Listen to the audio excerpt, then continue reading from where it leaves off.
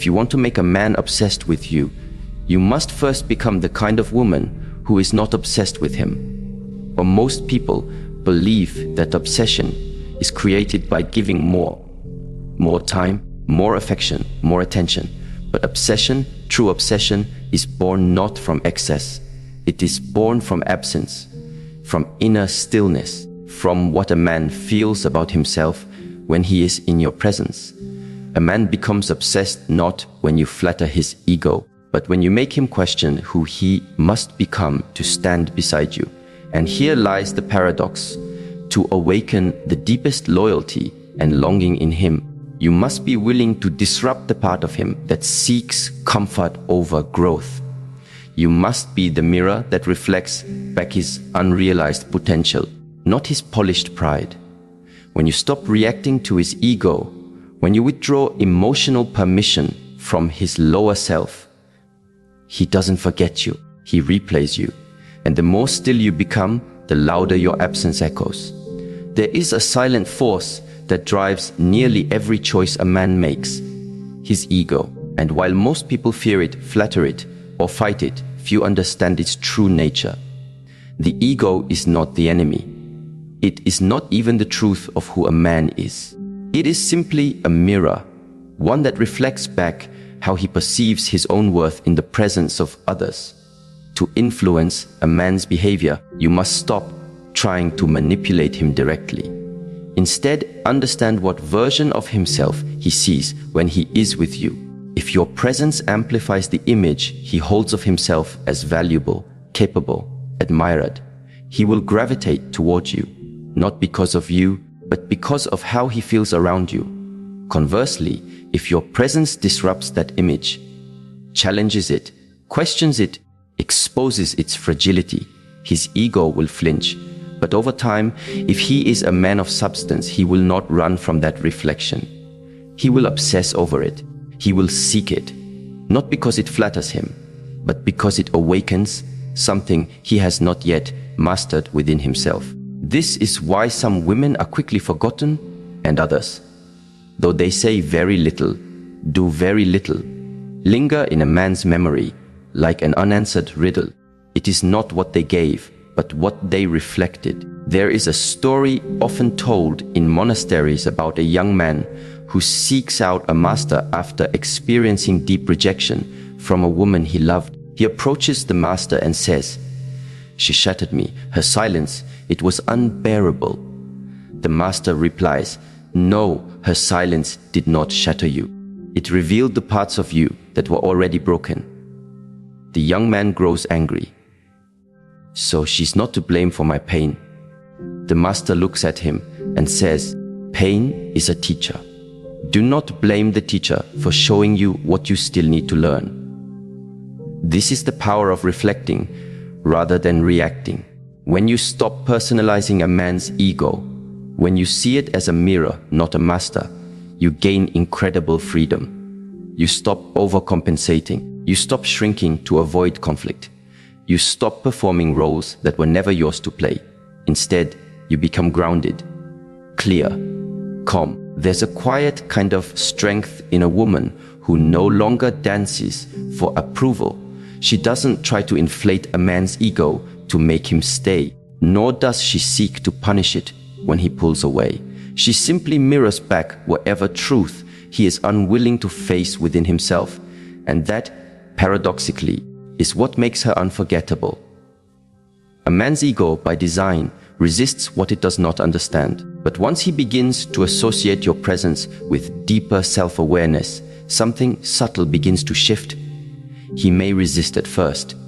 He may even retreat. But if he has the capacity for growth, your presence will plant a seed in his mind that grows quietly in his absence. He will begin to question himself, not in the way that weakens him, but in the way that evolves him. The greatest impact you can have on a man is not through your words, but through your state of being. You do not have to be loud to be heard. You do not have to be dramatic to be felt. You simply have to be aligned, inwardly still, emotionally sovereign, boundaried in your energy, yet open in your presence. When a man experiences this, He realizes that you are not seeking to control him. You are inviting him to meet you where depth resides. This requires discipline. It requires patience, and it requires emotional maturity, especially when his ego reacts with defensiveness, withdrawal, or false bravado. But if you respond with stillness rather than reactivity, you teach him something profound. You teach him that not everything is about him. You teach him that your peace is not a reaction to his behavior. It is your natural state, and that realization will unsettle him more than any accusation ever could. Reactivity feeds ego, but observation disarms it. This is where true power begins to unfold. The second teaching. Emotional non-reaction is not indifference. It is not coldness. It is not pretending not to care. It is choosing not to participate in the chaos of another person's inner storm. When you can stand still while someone else thrashes in emotional confusion, you become the grounding force they didn't know they needed. Think of a mountain. It does not lower itself to meet the clouds. It simply exists, solid, immovable, quietly aware. Storms may come, winds may scream, but the mountain does not shout back. It does not chase the storm. It endures, and by its very endurance, it becomes the thing others lean on when the winds become too strong. There is deep seduction in stillness, not because it manipulates, but because it reveals. When a man throws his emotional energy outward, through anger, silence, or detachment, and you do not match it with your own emotional chaos, something remarkable happens. His energy returns to him. He is left to feel the full weight of his own projection. And in that space, he is forced to confront it.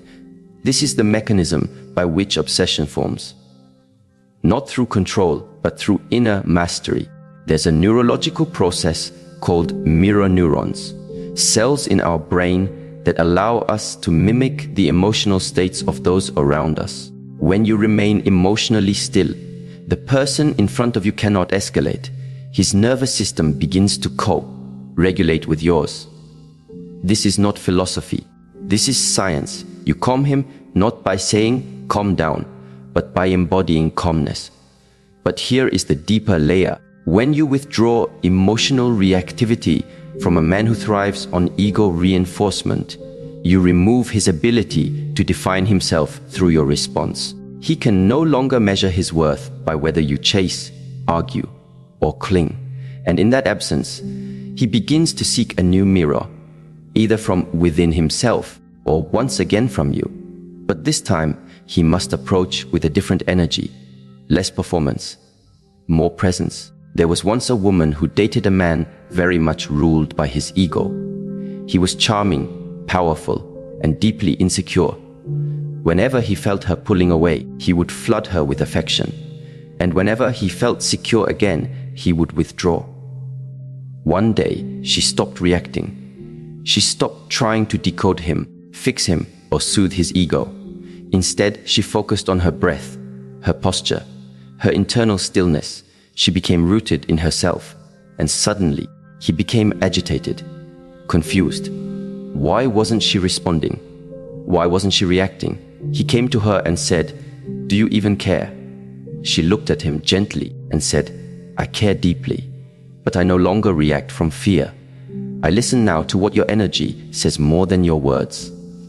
He stood in silence, stunned. For the first time, he felt seen, not in the way that made him feel adored, but in the way that made him feel exposed. You see, to hurt a man's ego is not to insult him or belittle him. That's immature and unwise. To hurt a man's ego, if it is to have any transformational value, is to stand so deeply in your own truth that the false part of him has nowhere left to hide. You don't raise your voice. You raise your vibration. And in that elevation, he must choose to rise with you or fall away. But do not fear the falling away. That too is wisdom, because the more you react from emotion, the more you blur the lines between what is yours and what is his. You begin to carry his insecurities as your own. You begin to walk through life adjusting your light so it does not offend his shadow. And this is not love. This is spiritual codependency. When you instead choose clarity over chaos, self-possession over performance, and silence over shouting, you reclaim a kind of power that cannot be taken, only recognized. There is an old Taoist phrase: when nothing is done, nothing is left undone. In relationship terms, this means when you stop trying to control how someone sees you or how they behave, you become free, and that freedom becomes your magnetism. A man who is truly meant for you will not need constant ego maintenance. He will not demand that you coddle his wounds at the expense of your own peace. Instead, he will be drawn to your stillness as a reminder of what is possible within himself. He will seek your presence not because it flatters him, but because it grounds him. And if he is not yet ready for that kind of growth, then your stillness will disturb him. But disturbance is not a bad thing. Many people awaken not through comfort, but through disruption. What happens when you withdraw emotional validation from a man's lower self? He will test you. He will poke at your boundaries. He will try to recreate the emotional drama that made him feel powerful in the past. But if you no longer feed that pattern, he will either evolve or he will exit. And both outcomes serve your path. Remember, love is not found in how much you bend. It is found in how deeply you are rooted. When the wind blows hardest, you will know you are growing when your calmness begins to unnerve those who once controlled you through chaos. This is not cruelty. This is clarity. And the man who learns to stand beside you without needing to dominate you, that is the man whose obsession will be rooted in respect, not possession. Let this be your practice, not to suppress emotion, but to master it, not to deny love, but to refine it, not to break a man down, but to rise so fully into your own presence that only the part of him worthy of you remains. And this is where the next teaching begins to unfold. In a world where attention is the new currency, understanding its role in the dynamics of desire becomes not only powerful, it becomes transformative. A man's ego does not feed primarily on love. It feeds on attention. It feeds on emotional response, on being seen, acknowledged, and validated. And when this attention is given without discernment, it loses its value. What is abundant rarely inspires obsession. It simply becomes part of the background noise of his life. But when your attention is withdrawn, not out of punishment, but out of self-honoring, you shift the very axis of the relationship dynamic. Attention is a form of energy. Where you place your attention, you place your life force. And when a man senses that your attention is no longer tethered to his behavior, he begins to experience a strange but deeply unsettling silence. Not a silence of sound, but of ego disconnection. That space, that absence, creates a vacuum. And the ego hates vacuums. It will rush to fill it with explanation, performance, or provocation. But if you have anchored yourself in emotional clarity, you will not rush to fill it with comfort. This is the moment when many women struggle. The impulse to explain, to fix, to reassure. It rises quickly, especially for those conditioned to keep peace through pleasing. But you must understand, in this moment, silence is not absence. It is instruction. It teaches him that your energy is not to be consumed mindlessly, that it is not on demand, that it is sacred. There's a story of a woman who once gave everything to her partner: time, praise, affection, devotion. He admired her, but never valued her. One day, she stopped over giving. She stopped explaining. She started simply being present in her own life. She began tending to her own soul instead of managing his emotions. And suddenly, he became attentive, curious, even restless. He said, "You feel far away." And she replied, "I am just no longer constantly arriving in your world. I am arriving in mine." Attention that is always given becomes invisible. but attention that is earned becomes a treasure.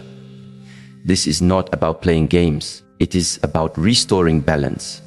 When a man feels he has constant, unchecked access to your emotional energy, he may unconsciously devalue it, not because he is unkind, but because the human mind does not easily honor what it believes is permanent.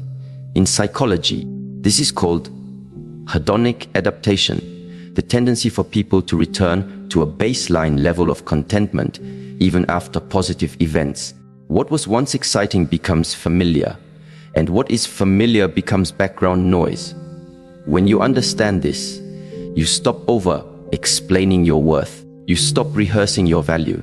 Instead, you allow absence to do what presence could not. You allow silence to speak louder than your words. Men are not wired, biologically or emotionally, to pursue what they already believe they possess completely.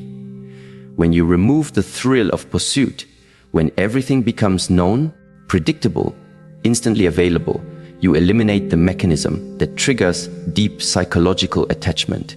Scarcity, when used with wisdom, breeds value. This is why obsession is often not about the person. It is about what they represent. If your attention becomes associated with emotional safety, inner challenge, and spiritual depth, it becomes more than desirable. It becomes necessary, and that necessity creates longing, not for what you do, but for who you are in his life. True feminine magnetism does not chase. It doesn't persuade. It doesn't prove. It simply invites, and then allows space for the man to choose his own alignment. And that space, that restraint, is what most profoundly influences him. Because it is in the absence of your energy that he meets the weight of his own disconnection. And if he has the capacity, he will begin to shift, not to win you back, but to become worthy of your presence again.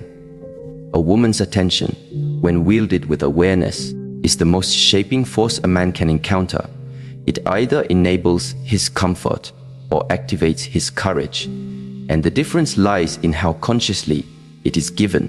When your attention is reactive, based on his moods, his distance, his approval, you become emotionally enslaved to his rhythm. But when your attention is deliberate, anchored in your own energy, your own standards, you become emotionally sovereign. To reclaim your power in a relationship, you must understand that obsession is not created by giving more.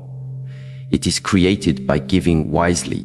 Not everything you feel needs to be shared. Not every distance he creates needs to be bridged. Not every silence he offers needs to be filled. Sometimes, what he needs most is not more of you. It is more of himself. And your absence is the mirror in which he sees what he has been avoiding. This leads us to the deeper layer. Masculine obsession is not born from comfort alone. It is born from polarity, a delicate balance of emotional safety and inspired challenge.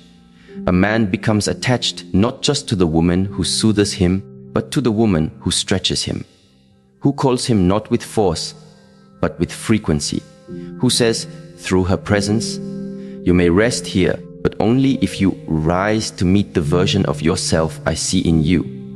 This is the secret tension that creates depth in relationships. Safety without challenge becomes stagnation. Challenge without safety becomes trauma. But when both exist simultaneously, when a man feels emotionally accepted and yet subtly called to rise, he develops not just affection, but devotion. Devotion is not built through appeasement. It is built through transformation. There is an ancient parable about a warrior who fell in love with a healer. She did not flatter him. She did not fear him. She did not try to tame him. She simply lived her life with such integrity, presence, and peace that he began to question the nature of his own strength.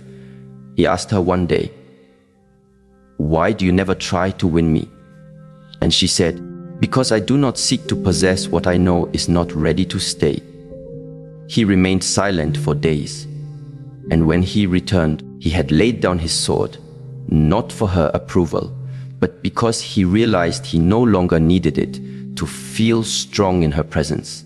This is the challenge that inspires a man, not criticism, not comparison, but presence. A woman's presence that does not shrink, does not chase, and does not perform, but invites, quietly, calmly, relentlessly invites, not through words, but through alignment, through consistency, through boundaries, through love that is fierce not in tone, but in clarity. Men are wired, psychologically and biologically, to seek growth through resistance.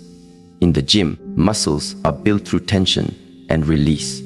In life, the masculine psyche is shaped the same way. He must feel the resistance of a woman's self, respect before he can grow into his higher self, not because she forces him, but because she refuses to enable the parts of him that are not worthy of her.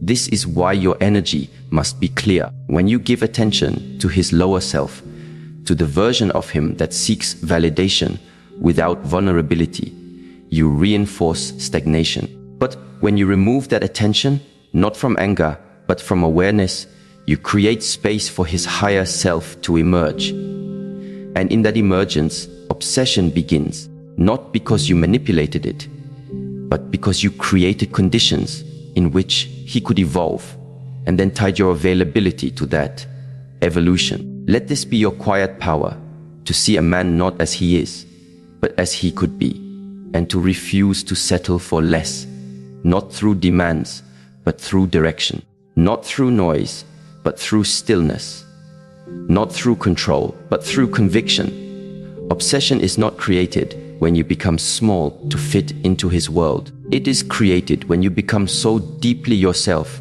that he realizes he must expand to meet you. A woman who embodies both challenge and warmth, who does not collapse under emotional pressure nor weaponize silence, becomes a source of intense psychological contrast. And contrast is what the brain remembers. It is what the soul returns to. It is what the heart obsesses over. To cultivate this kind of emotional presence, you must be willing to walk alone if necessary. You must be willing to disappoint a man's ego in service of his soul. You must be willing to say, I see you, but I also see the parts of you that you avoid, and I will not participate in their reinforcement. That kind of love, strong, clear, and unshakable, is rare.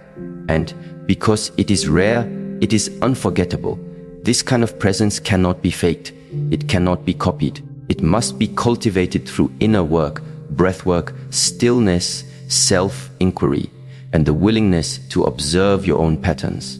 You must become fluent in your emotional triggers, so you are no longer seduced into performing old roles just to feel loved.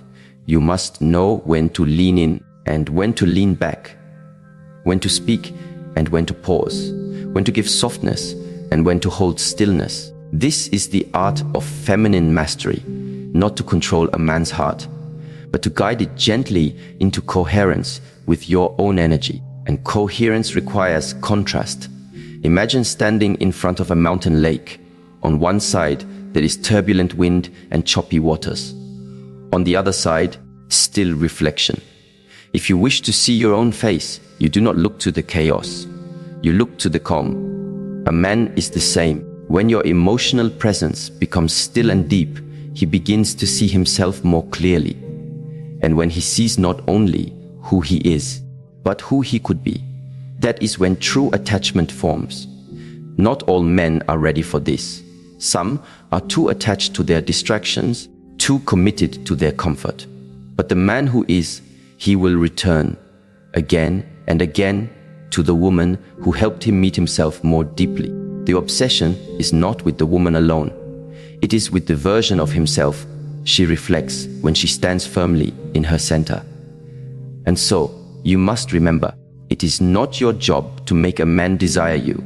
It is your task to become so whole within yourself that his desire becomes a byproduct of your presence, not the source of your identity. The next truth will emerge from here, and it will not come through force. It will come through frequency, through the subtle, quiet, irresistible energy that says, this is who I am, this is what I offer, and this is where I stand. From there, the dance continues. Your energy walks into the room before your words ever arrive. It speaks a language more ancient than speech, more consistent than appearance, more powerful than logic. A man may forget what you say. He may even forget what you do. But he will never forget the way your energy made him feel about himself, about you, and about the space you co-created in silence. What you allow, you teach, but even more than that, what you embody, you instruct. If your energy communicates insecurity, he will relate to you through uncertainty. If your energy is rooted in emotional hunger, he will reflect that same hunger back to you, either by avoiding it or exploiting it. But if your energy radiates self-respect, inner stillness, and calm clarity, you become a mirror through which he learns a new emotional language, one built not on fear but on presence. This is not about pretending to be confident. That is simply ego in disguise. This is about becoming so inwardly aligned that your very presence becomes a boundary, not because it repels, but because it filters. Your calmness filters out chaos. Your stillness filters out instability. Your grace filters out games. And the man who is ready for that will not just be drawn to you. He will be changed by you. There's a subtle, powerful intelligence to the body that cannot be masked. Your breath, your posture, your tone, these elements form your energetic blueprint. The way you carry yourself tells the world what you believe you deserve. If your shoulders are rounded with shame, if your voice trembles with the fear of being too much or not enough, if your eyes seek validation before grounding in their own gaze, then even in your silence, you speak of self-abandonment. But when you inhabit your body fully, when your breath is steady and your presence grounded, you teach others, especially men, how to meet you in a place of equal energy. You stop attracting what is chaotic because chaos has nowhere to root itself inside you. And what cannot root itself will eventually move on. There is a story often shared among the wise. A woman once came to a monk and said, "Why do I always attract men who disrespect me?" The monk replied, "Because you have not yet become too expensive for disrespect to afford." The woman looked confused. "But I do everything right. I love deeply. I give fully. I support endlessly." And the monk said, "Yes, but love without boundaries is not strength, it is supply. And supply without value becomes invisible." This is a hard truth to swallow, especially for those taught that goodness must always be loud or visible or constant. But in reality, true value is often quiet. It does not chase. It does not explain. It simply exists like a mountain, like the ocean, like a flame that needs no audience to burn brightly. The human nervous system is wired to respond to congruence. When your inner world matches your outer behavior, you become energetically coherent. This coherence is magnetic. It draws in people who are themselves seeking alignment. But when your words say, "I am whole," while your energy pleads, "Please choose me," there is incoherence. And that incoherence repels authenticity while attracting confusion. People will always meet you at the level of energy you hold about yourself. If you believe, even subtly, that love must be earned through suffering, you will unconsciously teach others to make you suffer before they love you. If you believe that peace is boring, you will draw in drama and chaos to simulate aliveness. If you believe that being needed is the same as being valued, you will find yourself in relationships where you are constantly overextending yourself just to feel seen. But when you begin to shift your internal posture, when you start inhabiting the truth that you are already whole, you send out a signal that is unmistakable, not loud, but steady. It says, "This is my standard, not just for how others treat me, but for how I treat myself." And that signal changes everything. A man will respond to your self-respect in one of two ways. If he is emotionally immature, he will feel threatened. He will try to undermine it, distract you from it, or make you question it. But if he is emotionally mature, if he is seeking truth more than control, he will rise to meet it. He will feel both safe and challenged in your presence. Not because you are trying to change him, but because your energy invites him to remember who he really is. This is not manipulation. This is mastery. And mastery begins in the body. You must understand, the body is not separate from your emotional energy. It is the transmitter of it. When you are afraid to speak, your throat tightens. When you betray yourself, your stomach churns. When you abandon your needs, your breath shallows. These are not accidents, they are messengers. And when ignored long enough, they become habits. Energetic habits that inform how people experience you. Start with your breath, slow it down, deepen it, let it drop into the belly. This alone shifts your nervous system from survival mode into connection mode. In survival mode, you seek to please, to avoid conflict, to chase validation. But in connection mode, you listen, you feel, you respond rather than react. Now observe your posture. Are you shrinking to avoid being seen? Are you leaning forward to chase approval? Or are you upright, relaxed, open, signaling both availability and sovereignty? Then your tone. Speak slowly, speak clearly. Do not rush to fill silence. Silence is your ally. It is not emptiness. It is space. And space is sacred. The woman who can sit in silence without panic is a woman who has befriended her own company. And a woman who enjoys her own presence becomes incredibly attractive, not because she needs nothing, but because she has made peace with everything. The energetic foundation of attraction is safety. Not safety in the sense of protection from harm, but safety as in, I feel fully accepted in your presence. But acceptance does not mean tolerance. It means honesty. When a man feels that your energy is clear, that you will not betray yourself just to keep him comfortable, he begins to trust you. Not because you agree with him, but because you are true to yourself. And trust is the birthplace of obsession. Not lust, not admiration, but obsession. The kind that lives quietly in the corners of his mind long after you've left the room. The kind that is not born of drama or possession, but of reverence. This kind of energetic authority cannot be faked. Men can feel the difference between a woman who speaks boundaries but vibrates insecurity, and a woman who speaks softly but holds energetic certainty. The latter is far more powerful because her strength does not come from defense. It comes from embodiment. There's a woman I once knew who never raised her voice, never competed for attention, never explained herself. Yet in every room she entered, men noticed her. Not because she dressed to impress, but because she carried herself like someone who did not need to be chosen to feel complete. She walked as though she had nothing to prove. And so, the world leaned in to prove itself to her. When you become still, deeply still, your energy begins to do the talking. And those around you will either harmonize with that frequency or fall away.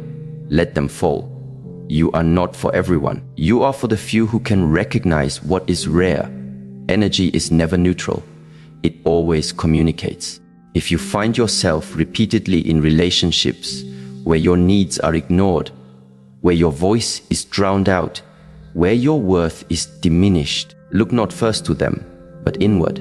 Ask yourself, what have I been silently agreeing to through my energy?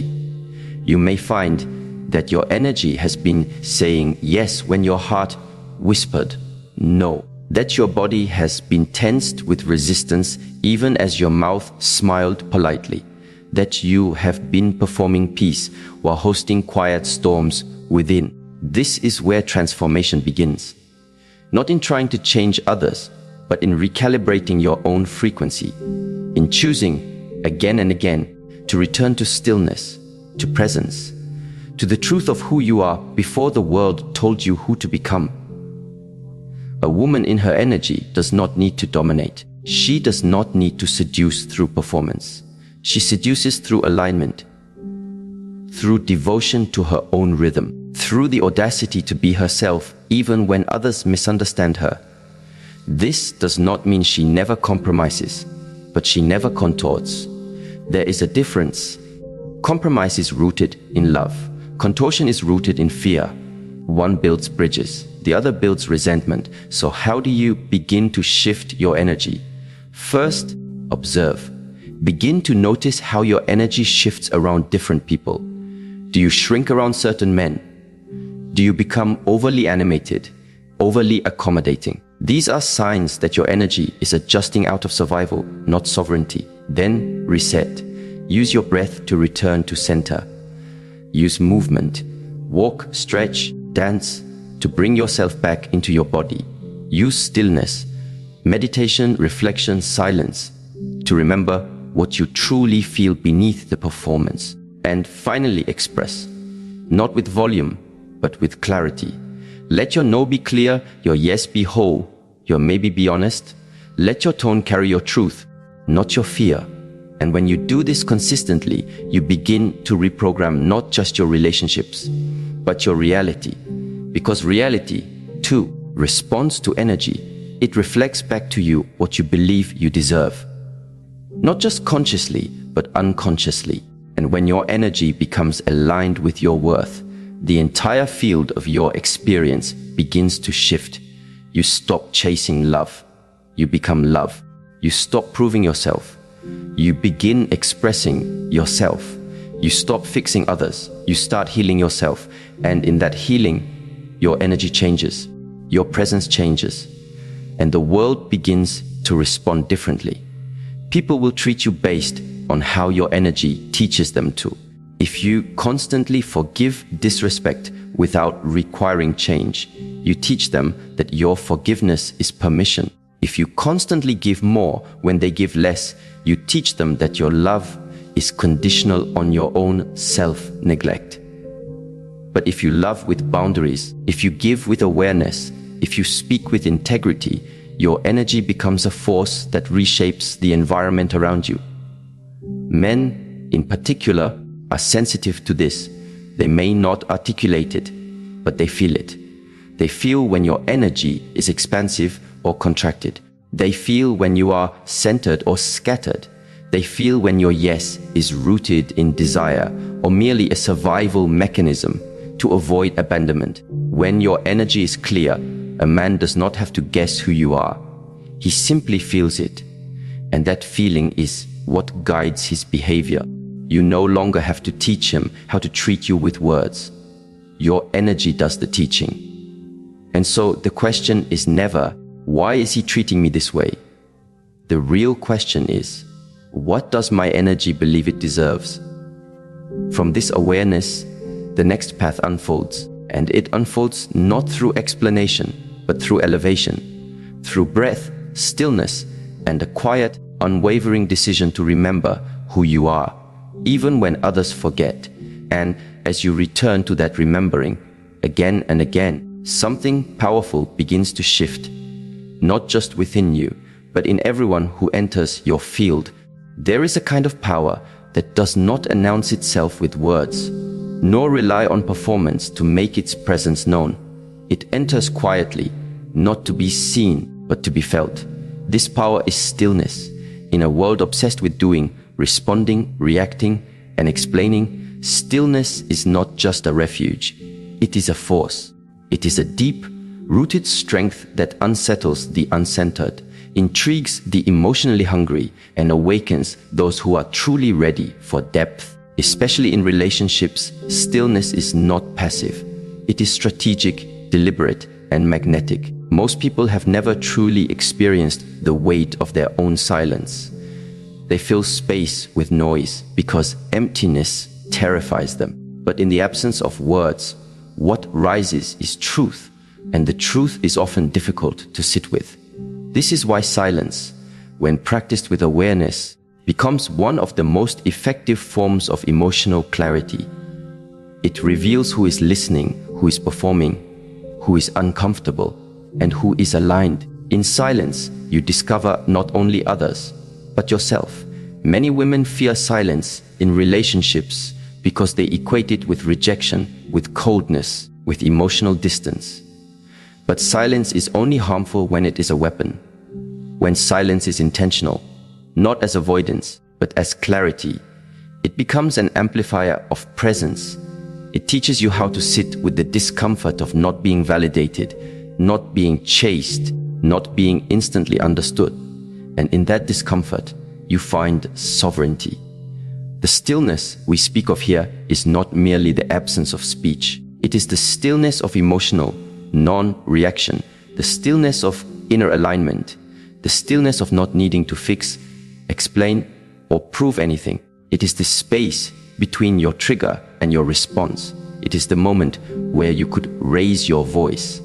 But choose to raise your awareness instead. When you are still in the face of emotional chaos, you become the grounding force in the room. Others may not recognize it consciously, but on a biological level, they feel it. The nervous system craves regulation. It seeks resonance. And when your energy does not escalate with drama, it becomes a lighthouse for those who are lost in their own emotional turbulence. This is not just spiritual. It is physiological. Mirror neurons in the brain respond to the emotional states of others. When you are agitated, the other person becomes more agitated. When you are calm, they begin to settle. But here lies the difference if your stillness is fake. If it is layered with suppression, resentment, or hidden manipulation, people will feel that too. True stillness has no agenda. It does not try to control. It simply is. In relationships, especially romantic ones, silence and stillness can shift the entire emotional landscape. A woman who does not chase answers, who does not demand validation, who does not attempt to force emotional closeness, but instead allows space, breath, and reflection, communicates a message far louder than words. I do not need to be seen to know my worth. And this kind of presence is deeply disruptive to the male ego. When a man expects emotional drama and receives calm detachment, he is forced to confront himself, not because you punished him, but because you did not react. You left him alone with the only voice he cannot escape, his own. That voice will do one of two things. It will seek escape or it will seek growth. But both are revelations. Both reveal where he truly is within himself. There's a story of a woman who was constantly entangled in arguments with her partner. Every disagreement escalated. Words flew like daggers. Silence followed like a shadow. But one day, something shifted. She stopped engaging in the verbal warfare. Not out of defeat, but out of awareness. He expected a fight. She gave him presence. He expected accusations. She offered breath. When he raised his voice, she listened instead of defending. When he withdrew, she remained rooted instead of chasing. At first, he was confused, then frustrated. Then something remarkable happened. He softened. Without the stimulus of reactivity, he had to sit with the impact of his own energy. He had to meet himself. Stillness doesn't provoke change by force. It inspires it through reflection. This doesn't mean you tolerate abuse or disrespect. It means you choose your response from a place of power, not pain. You communicate through clarity, not chaos. You withdraw not to punish, but to preserve your peace. And in doing so, you invite a deeper kind of relating. One where connection is not sustained by performance, but by resonance. Stillness as a strategy is not about withdrawal from connection. It is about withdrawal from misalignment. It is not about emotional withholding. It is about energetic refinement. You stop reacting to his every emotional shift. You stop adjusting your presence to his absence. You stop being the echo to his noise. Instead, you become the silence that asks, without words, what are you truly saying beneath all of this? This kind of woman is not easy to forget. Not because she is loud, but because she is rare. She does not perform to be loved. She does not explain to be understood. She trusts that the right man will feel her truth, not just hear it. And the man who cannot feel it, he is not ready. He is still in need of mirrors that reflect his performance, not his potential. Let him find those mirrors. You are not one of them. A woman rooted in stillness becomes a disruptor of unhealthy cycles. She does not play the role of rescuer, fixer, or emotional caretaker. She plays the role of herself, fully, unapologetically, quietly. Her silence is not absence, it is instruction. It says, "This is the space in which you may choose to meet me or lose me, but I will not lower myself to be seen." This kind of energy changes relationships. Men become more introspective around her. They speak less to impress and more to connect. They slow down. They listen more. Why? Because she is not pulling at them. She is not demanding anything. And in that non-demand, their defense is lower. Their own stillness begins to emerge. Not all men are ready for this. Many are addicted to chaos, to emotional adrenaline, to the high of conflict and reconciliation. They mistake drama for passion. They believe love must be loud to be real. And when faced with a woman who does not rise to their chaos, they may feel abandoned. Not by her, but by the emotional games that once made them feel in control. Let them feel that loss. It is sacred. It is instructive. Stillness reveals truth, and truth reveals compatibility. When you embody stillness, you begin to see things more clearly. Not just in him, but in yourself. You see when you are compromising out of fear. You see when you are speaking just to fill space. You see when your silence is pure and when it is poisoned by pride or passive aggression. And from that awareness, you evolve. Because stillness is not just a tool, it is a practice. It must be cultivated daily, through breath, through intention, through the willingness to be misunderstood in the short term in order to be deeply respected in the long term. It requires you to release the need to be right, to release the need to be immediately validated. It requires you to stop speaking just because there is discomfort in the room. And it requires you to hold space for others, not by rescuing them from their feelings, but by trusting their process. This is especially important with men. Men are often taught to hide their emotions beneath action, withdrawal, or silence. When you react to this with fear or chasing, you reinforce his belief that vulnerability is dangerous. But when you remain still, present, open, yet boundaried, you create the conditions for his deeper self to emerge. This doesn't happen overnight. It happens in moments. Small, quiet moments. He says something unkind, you breathe. He withdraws, you stay present. He tests your silence. You do not explain. In these moments, your energy is louder than his voice. He begins to associate your stillness with safety, with clarity, with truth. And in a world where most people react out of fear, your refusal to react becomes a sanctuary. Stillness is not the same as silence. Silence can be empty. Stillness is full of awareness, of power, of calm certainty. When you speak from stillness, your words land differently. They don't just reach his ears. They reach his body, his heart, his breath. He may not even understand why, but he will feel the difference. He will feel that you are not speaking from need, but from knowing. And that knowing is what creates lasting impact. Many women believe they must explain themselves to be understood. But often, explanation dilutes clarity. The more you explain, the more you invite debate. The more you justify, the more you give away your center. But when you say less, with calm, clear energy, you invite reflection instead of reaction. There's a quote, "Speak only if it improves upon the silence." And in relationships, this becomes sacred. Let your silence not be passive, but instructive. Let your stillness not be retreat, but return. Return to yourself, to your breath, to your truth. Over time, a man begins to realize something about you. He realizes that your silence is not the absence of love, it is the presence of boundaries. That your stillness is not distance, it is discernment. That your emotional restraint is not coldness, it is wisdom. And if he is ready, if he is truly ready, he will lean in. Not to perform, but to listen. Not to control, but to connect.